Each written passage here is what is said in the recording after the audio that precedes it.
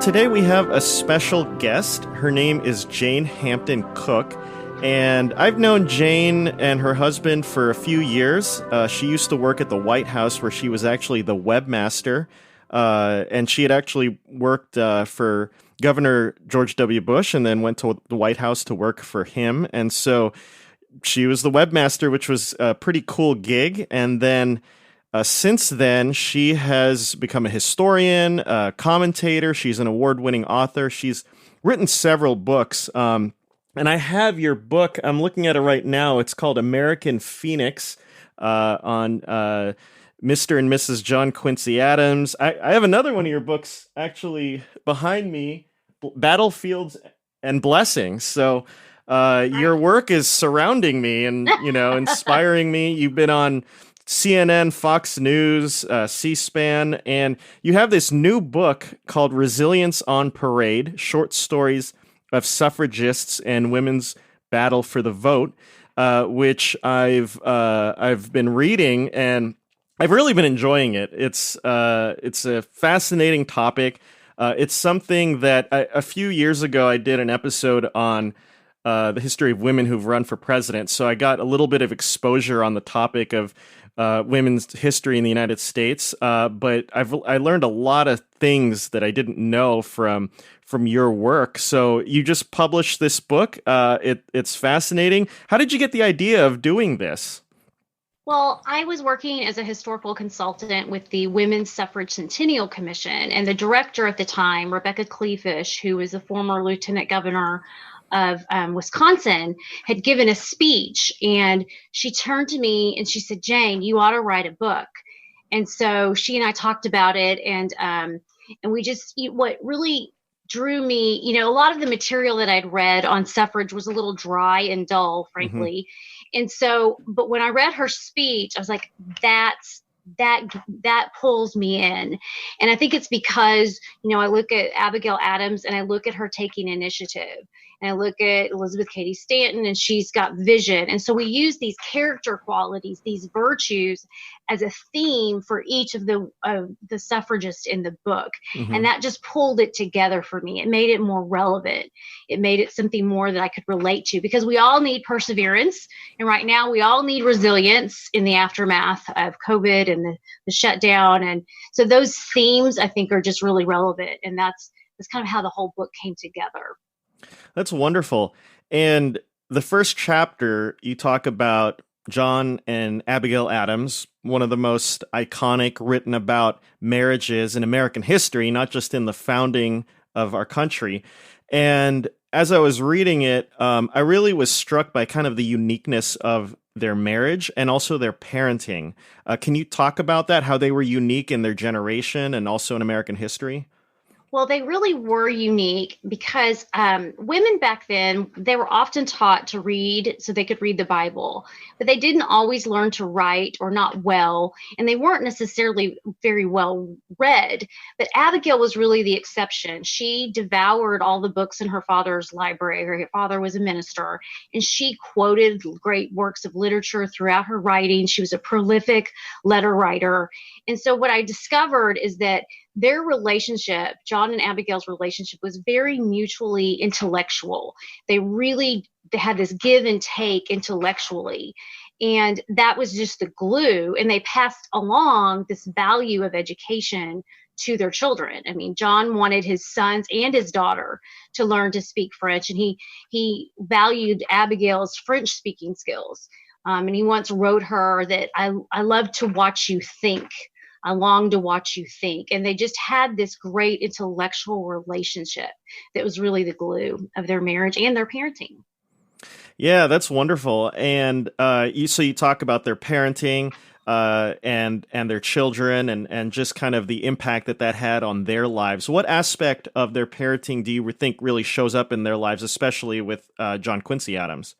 Well, John Quincy Adams was probably one of the best educated men of his generation, and he was exposed to the classics. He could speak French by the time he was 10 because of his mother, and studies have shown, and you've probably seen some of these, the IQs of presidents, and John Quincy Adams is at the top.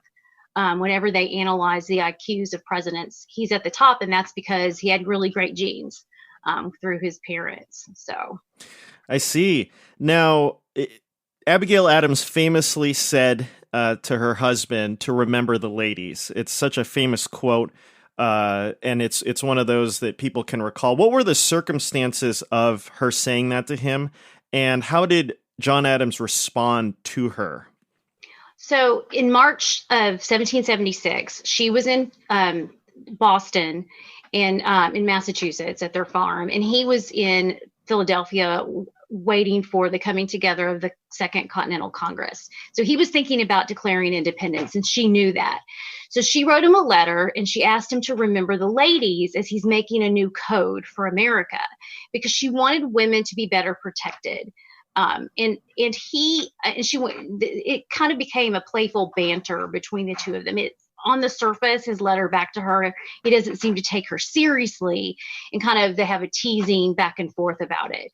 But within 2 months, he engages in a debate about who should be able to vote. And that debate really reveals that he really thought about what Abigail said, because he asked the question, should working men who don't own land vote? Because there were a lot of white men who didn't own land and they couldn't vote. Should women vote? If you're going to let those men vote, you need to let women vote. So he was playing out the logic of expanding suffrage to everyone, and that was a little mind-blowing for him, because at the time only 16% of the population was eligible to vote. Those were the landowners, and I think it was just a little too mind-blowing to think about the 84% voting as well at that time.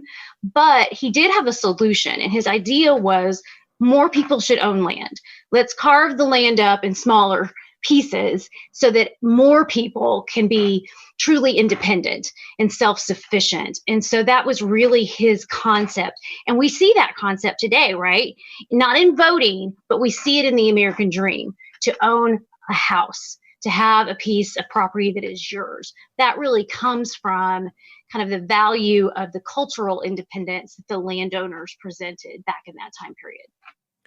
Yeah, and that's a very interesting subject, because you often, when you look at the current discussions of women's rights, and when people look back at the founding, there are different views on it. There are some people that believe that the founders, they viewed women as not, being prepared to be able to vote and participate. But then you have situations where some women were allowed to vote, and it was, an issue of people owning land and being independent and being able to make that independent choice. How would you address those kind of issues on how women and their rights were perceived during the founding?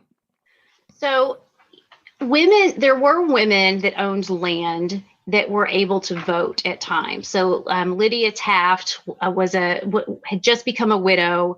This was during the French and Indian War, and the town came to her and said, "We want you to vote in this decision about raising a militia." And they needed, they needed the farmers on her land to go and serve. So they needed her consent, and the records show that she voted several times throughout her life. And I think that shows great respect for her, that they trusted her judgment. New Jersey allowed women to vote who owned land from 1776 to 1807. And so that's a little known fact, that there were women voting, and it was party politics that stopped it. The Democratic Republican Party realized, all the women are voting for the Federalists. We can stop and get more votes for the Democratic Party if we add the word male to our voting laws. So sometimes it's not what you think. It's not necessarily always discrimination against women because they're women. It was party politics playing dirty, frankly, back then. So it's not always what you think, but but what it really struck me when I was reading John Adams's letter, and then when I looked back at the medieval era and how that's where it all came from, the land ownership, I realized, okay, the landowner was the only one in society who could go to the voting booth without bias, because he didn't depend on anyone else. And back then, it's not that you rented land and paid a check and that was it. you owed your landlord your military service. You were to, if you could vote, you would have been expected to vote like your landlord. And we can't imagine, if you rent an apartment today, you can't even imagine being told you have to vote the way your property manager is voting. But that was really where it started. And that was the concept that they had. And I think sometimes we retroactively fit today's culture back on that time period. And it's more helpful, I think, to really try to understand where they were coming from their point of view, from their eyes. And I think you see things a little differently when you look at it that way. And then you can appreciate the progress that we've made, that everybody can vote. You don't have to own land. There's no test. We've ruled that out, and that the voting is now because you exist, as a citizen of the United States, that you are endowed by a creator with inalienable rights, life, liberty, and the pursuit of happiness.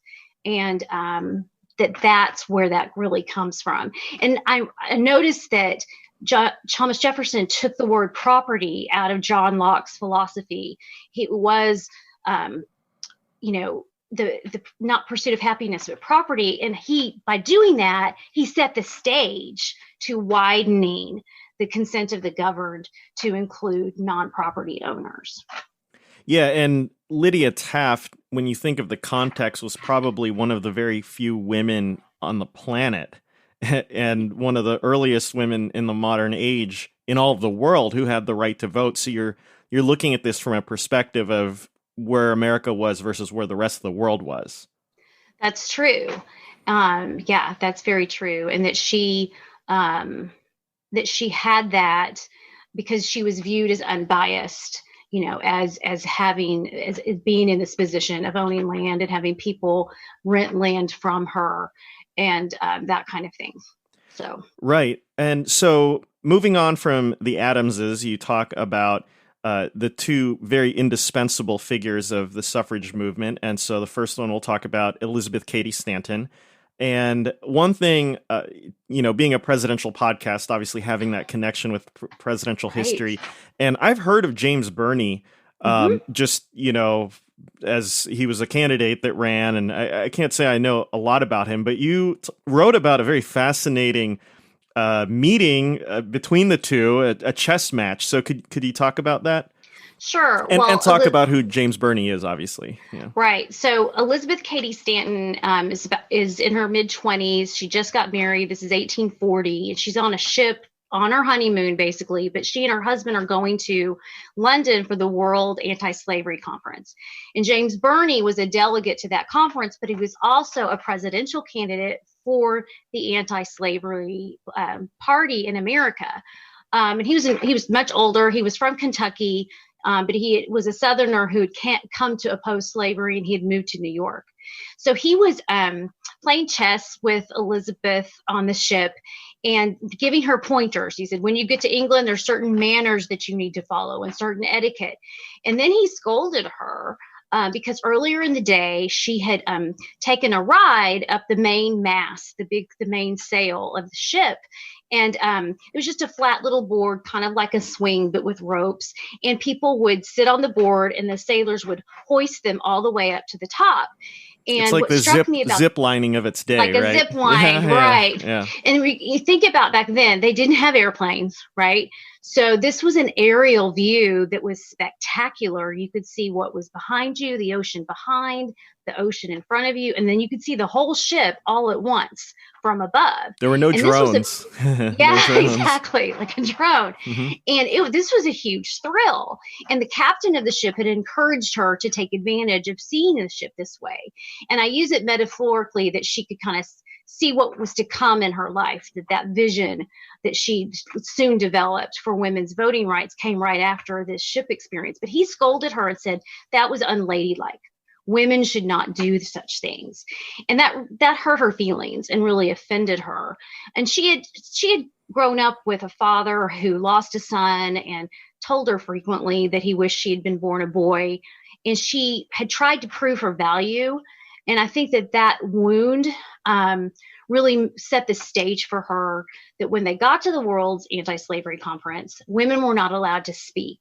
And it was at that point she had this vision of, let's have a women's conference. Let's talk about the discrimination and the laws against women. And then she realized that the pathway to solving discrimination, especially legal ones, was through voting rights. If women could vote, then they could hold their leaders accountable. And so that really became the nexus through which all of the other women's rights issues at that time flowed, was this idea of getting the vote. Right. And obviously it'd be a very long effort over many decades, unfortunately, right. One that would have to continue on without them. And such a big moment in American history was the Seneca Falls Convention, yes. And the Declaration of Sentiments. And, very interestingly enough, it's patterned after the Declaration of Independence. How did those two documents relate, the Declaration of Sentiments and the Great Declaration of Independence?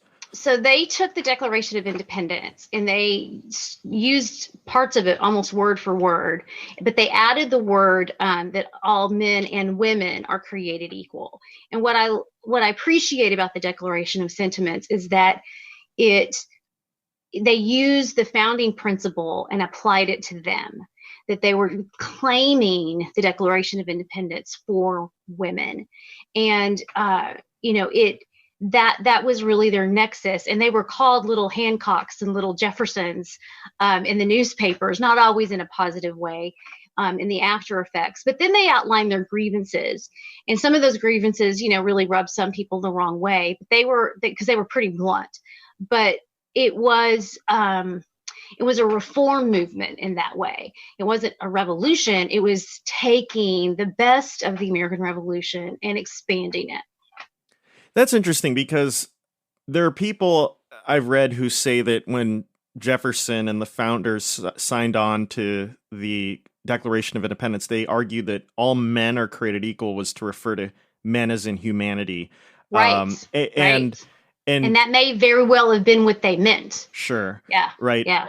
But it seems like the Declaration of Sentiments was maybe saying, was it a way to say, well, that is still too focused on men and inadequate to describe women as well? Is that, or is it kind of, did they see themselves as kind of declaring the founding principles as inadequate, or did they see themselves as creating something new, or going along with it with more implications? I think what they were doing was a lot of the state laws that were written after the Declaration of Independence, the Constitution, and we can talk about this in a minute, up to that point did not include the word male or female. But when state laws were written, the words male were often put into the laws. And so, especially voting laws, because as the working class male that did not own land got the right to vote, the way they described that in their state voting laws was to add the word male or, free male to the laws. So the word male was appearing in a lot of state laws. And that is why I think they felt like they had to clarify that the Declaration applied to women too. I'm not so sure it was a statement against the Declaration as much as just the culmination of women weren't allowed to own land in some states, and to try to show, hey, we want to be a part of the consent of the governed. And not to get too far ahead, but you talk later on about the amendment process, future amendments where that issue, the term being male, becomes an issue. But it seemed like the Constitution didn't make a distinction between one or another. Was that because the issue just wasn't really being discussed, or was it because of a conscious effort by the founders to say that, well, this doesn't discriminate between men or women? I think if you were to ask the founders if women were considered U.S. citizens, I think they would have said yes. And I think that they purposefully kept some of the Constitution sort of vague, so that it could so it could be timeless, so that it would, if you got too specific in some places, then it would cause other problems. And I think that's one reason why they did leave certain words out, that they didn't define citizen as male. I think they thought, they expected women to obey the laws, right? If a woman committed murder, she was going to jail. So, they really saw the blessings of liberty as applying broadly, but it's really more how those state laws got applied later that created some of the problems.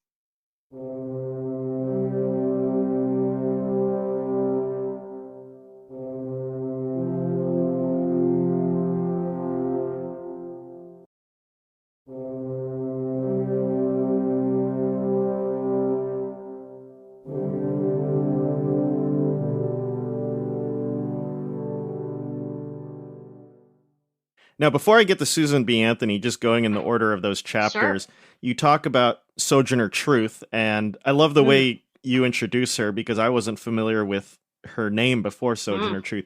And amazing story, really. Somebody that one sees in the history books, but someone like me who loves history, I didn't know much about her past. So, yeah, please tell me about her background and, you talk about her siblings and her faith and her mom and, how she found herself. I mean, it's just an incredible story. It's an incredible story. And it's taken from her narrative, her memoir. So she was born Isabella Baumfree, probably around 1797, 1799 in New York. And she happened to be born as New York was making laws to gradually abolish slavery. And so, but, she lived, that was going to be a few decades away before she would become a free person, before slavery would be fully abolished in New York. And she saw her siblings were sold away. Her mother taught her to believe in God, taught her the Lord's Prayer, to look up to the stars, and gave her a seed of faith. And sure enough, she was sold away as a child. She endured brutal beatings. She would go to God after those things. And she just had this faith, and she did get her freedom. She escaped about a year before she was to be given her freedom. And a Quaker family took her in, and she took their name. She learned about who Jesus was. She thought Jesus was like George Washington or Lafayette. And then she learned more about the Bible and faith. And then she changed her name to Sojourner Truth because she really felt like God wanted her to preach his truth to people. And one of the ways that she did that was she gave her slave story to an abolitionist who published it. And that's why we know her slave story. And so that's really how slavery got abolished, was these slaves that got freed in the northern states shared their stories, and that helped people to really see the evils of slavery. And she became not only an abolitionist, but a supporter of women winning the right to vote. And she gave this amazing speech called Ain't I a Woman during an Ohio Women's Rights Convention in the 1850s. And they published her speech a few weeks later. And the writer said, "You had to have been there. It was so powerful. I wish there was a way to convey to you the emotion and the body language." Like, he was really longing for a TV. He just didn't know it. But it was just her delivery was just so emotional and powerful because she did draw upon her slave experience. And she was saying, hey, ain't I a woman? Ain't I human? And shouldn't I have the right to vote like male counterparts?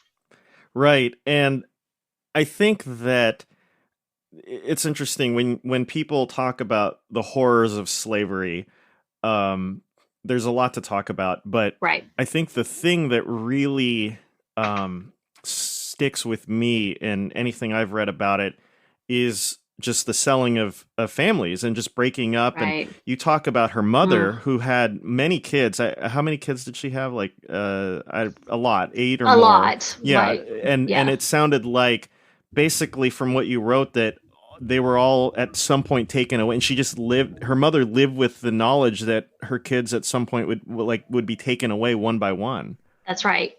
That's right.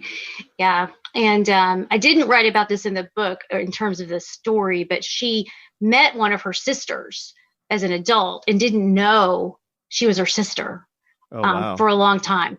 And then that was figured out later. And her children were also sold off. And one of the stories that I tell in her chapter on she really represents perseverance.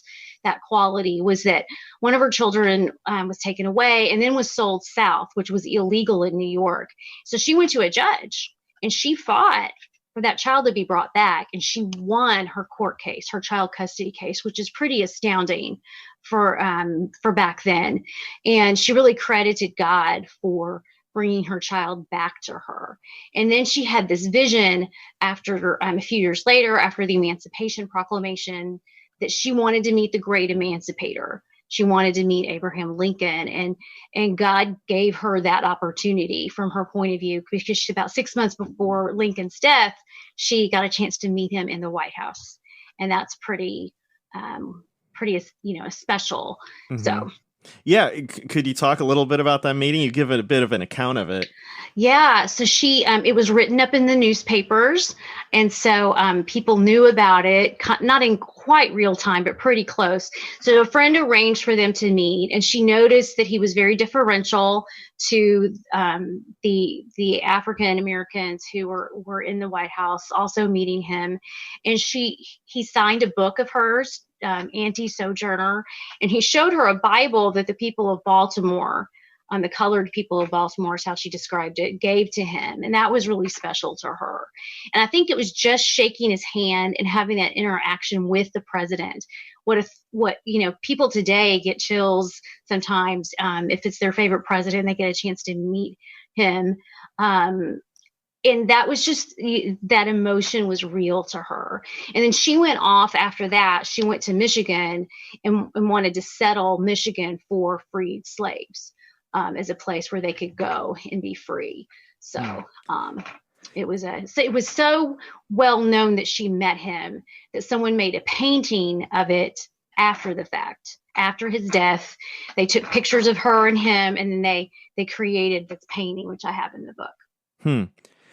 Now, it's interesting when you read about Frederick Douglass's relationship with President Lincoln, and there are times when Douglass critiques Lincoln, and there are times where Douglass praises him, and it seems like, after Lincoln's death, Douglass really saw Lincoln as a great president. What was Sojourner Truth's kind of, I guess, journey with President Lincoln? Did you get any sense of how she felt about him?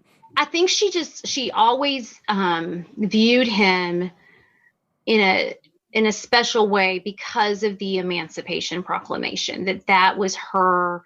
I don't know that she thought that would ever really happen. And she credited Lincoln for having the courage to do it. And, sometimes people talk today about how, slaves built the White House, and they did, but slaves were freed in the Lincoln bedroom in the White House through that Emancipation Proclamation. And so he really completes that great injustice. He solved it that way. I think that was just such a special thing for her. I was fascinated when you wrote about how she was taught to pray, but she would pray out loud and she would shout. And right. The concept of God knowing her thoughts, that she didn't have to shout, she could just pray quietly. It was just a very interesting concept to see. Yeah, she wrote about that in her memoirs. And a lot of the times the way I try to approach history is when there's an authentic change in someone's life, an authentic arc. And in her memoirs, she really has this seed of faith that's planted in her mother, and she goes outside and she shouts out under the stars so God can hear her. And then she learns, she doesn't have to do that God can hear her thoughts. And then she studies the Bible, and then she becomes a preacher. And so her faith is this really nice arc that we would say within film or within a novel. And you don't always see that in nonfiction, but you do see that progression in her. And I like that. I like it when I see something like that growth of the individual. And in her, you can see the confluence of those two great movements of that time, the abolition movement as well as the women's suffrage movement. Right. And she was active in both. And I came across a newspaper article where she spoke at a convention in Massachusetts, and it was a relative of Lydia Taft's, who was leading the anti-slavery session. So this is in the 1850s, 100 years after Lydia Taft was the first to cast that vote as a woman. And then her family and her descendants are actually leading this convention, first anti-slavery convention that Sojourner's Truth speaking at. And I just think that's a pretty cool, little confluence Bookends. there. Sure. That you see that Lydia Taft's generations, descendants, and nephews and nieces, were involved in civil rights issues. Right. They're like So historical bookends. You're right. Exactly. Yeah. Right. Now, in connection with her, but also with the other great icon of the suffrage movement, Susan B. Anthony. So now we're talking about the suffrage movement during and after the Civil War. What was the relationship between those two movements? Obviously, you'd have a lot of shared interest, but also a lot of tension as well. Right. So the abolitionist movement and the women's suffrage movement were simultaneous. And Susan B. Anthony worked for the Abolitionist Society of New York. She was employed by them for a time before really she got into women's suffrage. And so they were holding conventions, state conventions, but they grew into national conventions for about 10 years prior to the Civil War for women's voting rights. And Frederick Douglass was a supporter of women's voting rights. But when the Civil War came, the women were encouraged to stop their conventions. They didn't think it was appropriate. Now, Susan B. Anthony disagreed. She thought they should continue to keep the issue alive. And she probably had a point, kind of in hindsight. But Susan B. Anthony and Elizabeth Cady Stanton and others helped to give Lincoln a mandate for the 13th Amendment because they gathered 400,000 signatures calling for the abolishment of slavery. And they put that at the feet of Congress and said, here is your data. They didn't have polling back then, but they had these petitions and signatures. And so after the Civil War, there was an equal rights organization that came together that was women's suffrage and rights for the free slaves. And that's where things got tense because some, like Frederick Douglass, recognized that members of Congress had lost their will for women's suffrage and that they politically were focused on the race issue. And so that really set back the women's suffrage movement because, and they split because Douglass supported adding the word male to the 14th Amendment, which disenfranchised women because now you were going to have a constitutional amendment adding the word female to voting in the Constitution. And so there was a split over that issue. The women supported African American men having the right to vote, but they just wanted women, regardless of race, to have the vote at the same time. So there was just this big disagreement on could you get both done at the same time, and ultimately those who didn't think so won that particular debate.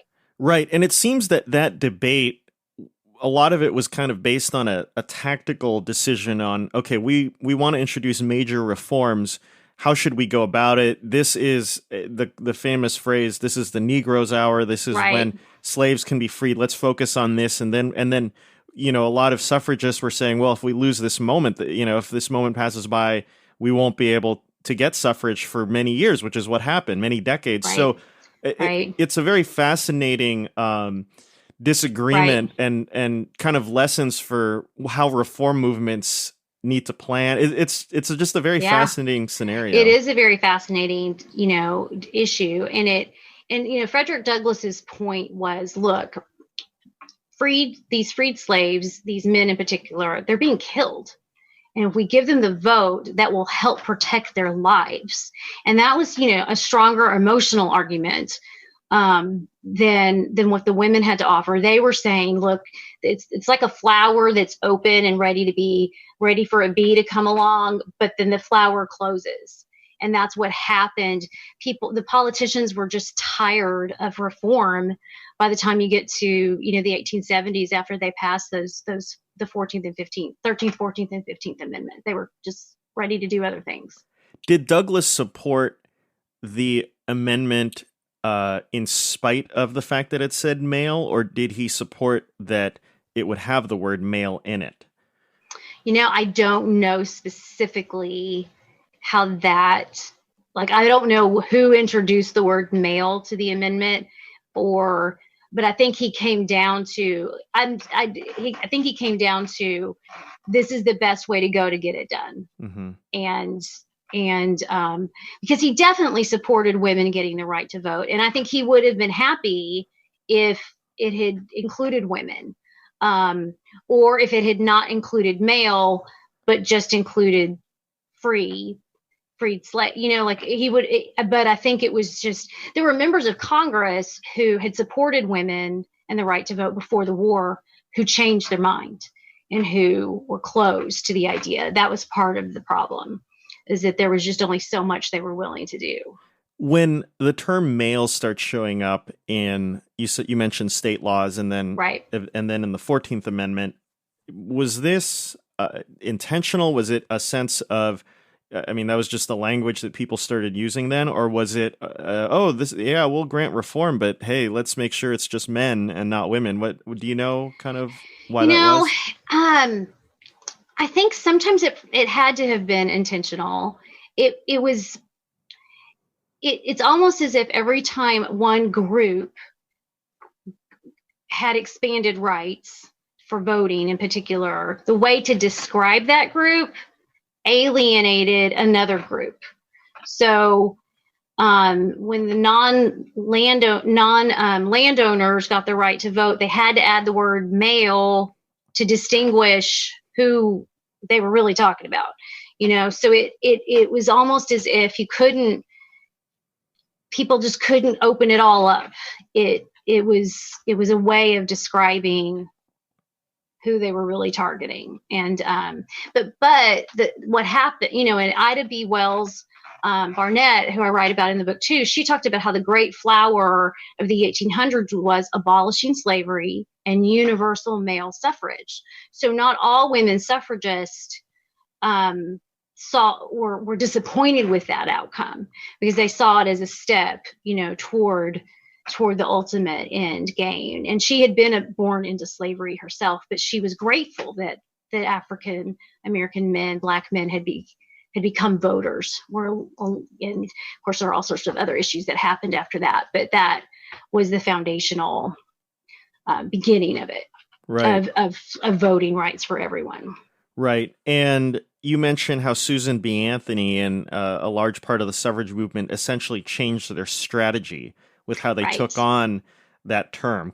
Could you talk about that?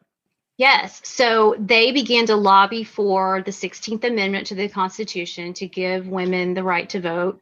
And they also switched tactics, because Susan B. Anthony thought, well, I'm a U.S. citizen and I'm going to test this. And so she, in 1872, voted in the presidential election for Grant. She voted for Grant, and she was put in jail, and she went under trial. And she went through to all of the county post offices in New York where she was being tried, and gave a speech to bring the jury over to her side. And so then they moved the case to another county because she was so effective in communicating her side. But her point was, I'm a U.S. citizen. I should be allowed to vote. And unfortunately, the judge who oversaw the case had predetermined that she didn't have the right to vote. So he had written his opinion before he heard the arguments at trial, and he told the jury to dismiss the arguments, and it was really not a fair trial. But she stood up and gave her case, and she gave a very effective case. You expect me to obey the law, I should have a say in who makes those laws, and I'm a U.S. citizen. And they said, well, yeah, you still don't have the right to vote. But she tried a different tactic. Right. And the dialogue from that trial, it reads like from a movie. And it does. The judge really plays his role as the villain well. I mean, you're reading it. And as you said, she's brilliant in what she says and her replies, better than, she sounded like, I'm not a lawyer, but she sounded like a lawyer, a constitutional lawyer. Yeah. Yeah. And they say that Elizabeth Cady Stanton did a lot of the rhetorical writing, but that Anthony was the thunderbolt in delivery, that she was the gifted speaker and Anthony was the gifted writer. Stanton was the gifted writer, and they worked very well together. But they never gave up. That both of them till their dying day pursued a constitutional amendment giving women the right to vote, and they went to Congress year after year. And the newspaper accounts sometimes made fun of them, but they showed they were serious and that they were resilient. They did not give up. You mentioned that her case could have gone to the Supreme Court. Yes. How did that all work? So the judge was very smart, and you're right, he played his role of villain very well. He released her from jail. So if she had gone to jail after the conviction, she would have been eligible for an appeal to the Supreme Court. But by releasing her from jail, she no longer had the basis for an appeal because she was not incarcerated. So, there's wonderment. Would the Supreme Court have given a different verdict? It's hard to say. A year later, that in a sort of similar case, they did not support the position of women having the right to vote in that case. So it's hard to know. Right. If it would have been any different, if it had been Anthony, Anthony's case. At the least, it probably would have been more prominent in the news, I think. Right. Because it was in the newspaper all over the country. The dialogue of the trial was printed in the newspaper. Right. And just from reading the book, you mentioned when Anthony and Stanton both pass away, and it's just a couple decades, less than 2 decades short of when the 19th Amendment gets passed. So you just wish historically that they would have been able to have seen that moment. Right. And there's a moment where Anthony goes to Chester Arthur, who was president. She was in his office or his library, one of those two rooms, and the newspaper talks about how she looked over her gold spectacles and gave him the reasons why he needed to support in his annual message to Congress, his State of the Union address, bring up the issue of women voting. And she said, "This will be great for your reelection." And what she did not know is that he didn't have any intention of running for re-election. He was done. His wife had died, and he was really ready to bow out of politics. But she gave it her best, and even after Elizabeth Cady Stanton died, Susan B. Anthony writes a letter to Theodore Roosevelt, same kind of sentiment. Please mention this in your State of the Union address. And Roosevelt did come around to voting rights for women, but it was after he was president, when he ran as an independent. Not as a Republican. He did support women's voting rights, but it was kind of a little late for it to have any real effect. Right.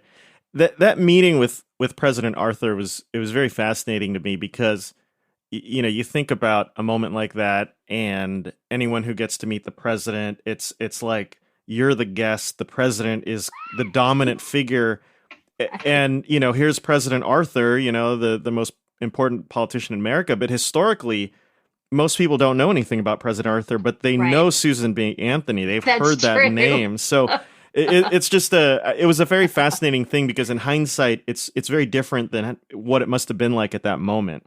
Yeah. And the fact that she marched in and she gave it to him. I mean, she didn't hold back. She wasn't in awe. Sure. She was focused. And you just think of the years that those women, and I mean, I guess, anyone advocating for, any kind of social change or reform, just the effort that it took and the years and the no guarantee that it would work. And sometimes what you're fighting for doesn't happen until after you live. So, right. Well, and there were some successes. I mean, women began to own property. They changed a lot of those state laws. Someone who had heard Susan B. Anthony speak moved to Wyoming, and she played a pivotal role in Wyoming granting women the right to vote in, I believe it was 1869. So some Western states did begin to give women the right to vote. And actually later, the women suffragists used that as leverage because those women voted out politicians who weren't supporting a constitutional amendment. to give all women the right to vote. So they used it politically to their advantage. But so there were some successes. It wasn't as if that all women were denied the right to vote, but it was just a slow process to go state by state. And that's why they really needed that constitutional amendment. It's tough to try to get women to vote when everyone you're convincing are men. That's a tough when the system is, Exactly. And they could make a lot of arguments. What about your daughter? What about your wife? And sometimes those arguments really resonated. And I think sometimes if the men felt blamed, then I think that turned them off. So they had to play kind of a delicate balance of how they presented it. And some of them, were, really successful in convincing. They kept note cards on what the senator or congressman's wife's position was on the issue, so that they could go and say, well, we know your wife supports this, if she did. And so they were very detailed in their strategy in trying to convince members of Congress.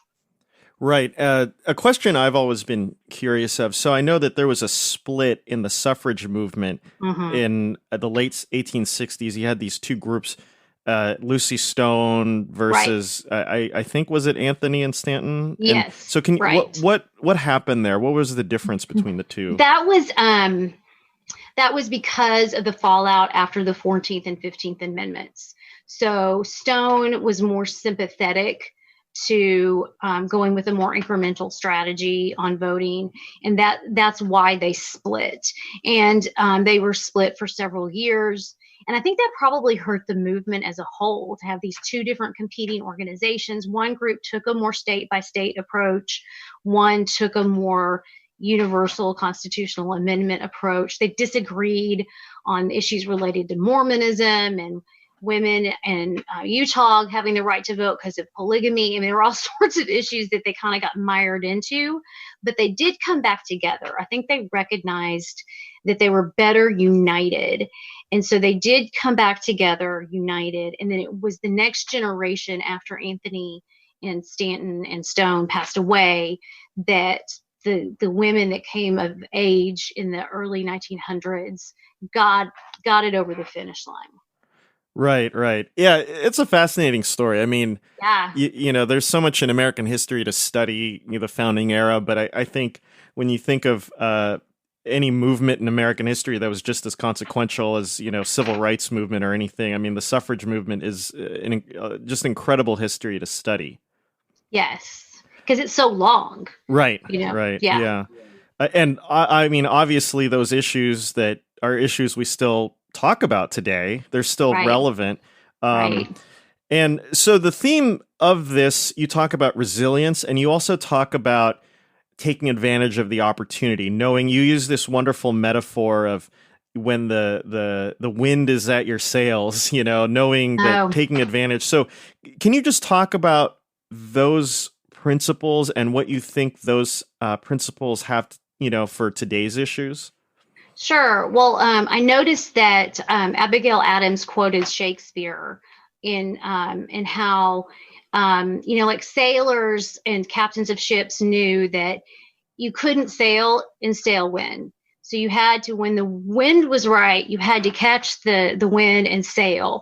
And when we look at the issue of independence, people were ready to declare independence from England. Common sense played a role. Pastors were talking about it. There was just this large, people were ready to declare independence, but they weren't really ready to figure out how to expand the voting, the definition of a voter and the consent of the governed. And so we had this kind of dichotomy. And I think the same thing is true today, in that sometimes people are really ready for a change, and there's a large agreement that people are ready for it, and sometimes that they aren't. And change is much more quick and fast today than it used to be. And I think that's another reason why sometimes it's hard for people to understand American history, because they expect the speed of life today to be what it was like 100 years ago. And George Washington rode a horse to work. Theodore Roosevelt rode a horse to work. And they were president more than 100 years apart.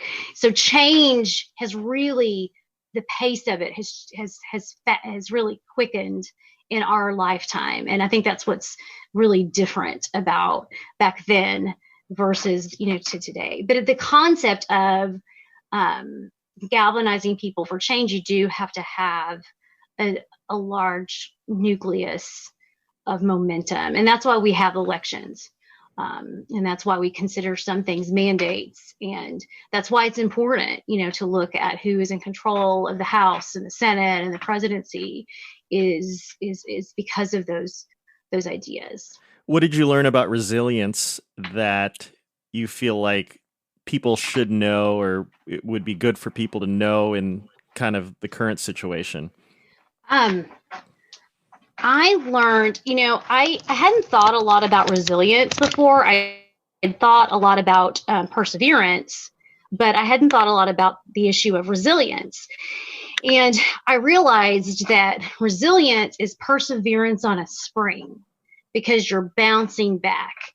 And I realized that all of these women had to persevere and bounce back. They had to have that long-term perseverance, but then when they had a setback, they had to get back out there. And that spoke to me a lot. And then I realized that was the title of the book, was Resilience on Parade.